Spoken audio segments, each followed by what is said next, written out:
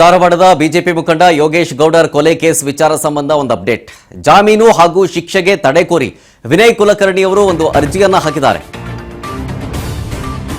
ಜಾಮೀನು ಕೊಡಬೇಕು, ಈಗ ಶಿಕ್ಷೆಗೂ ಕೂಡ ತಡೆಯನ್ನ ಕೋರಿ ವಿನಯ್ ಕುಲಕರ್ಣಿ ಅವರು ಅರ್ಜಿಯನ್ನ ಕೊಟ್ಟಿದ್ದಾರೆ.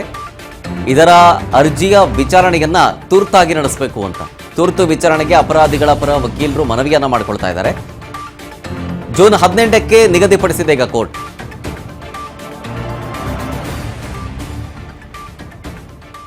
ಕೋರ್ಟ್ ಕೊಟ್ಟಿರೋ ಶಿಕ್ಷೆಯನ್ನ ತಡೆ ನೀಡಬೇಕು, ಅದಕ್ಕೆ ಆಮೇಲೆ ನನಗೆ ಜಾಮೀನು ಮಂಜೂರಾಗಬೇಕು ಅನ್ನೋ ನಿಟ್ಟಿನಲ್ಲಿ ತುರ್ತು ವಿಚಾರಣೆಗೆ ಅಪರಾಧಿಗಳ ಪರ ವಕೀಲರು ಮನವಿ ಮಾಡಿಕೊಳ್ತಾ ಇದ್ದಾರೆ. ಅಂದರೆ ವಿನಯ್ ಕುಲಕರ್ಣಿ ಈಗ ಅಪರಾಧಿ ಅಂತ ಆಗಿದೆ.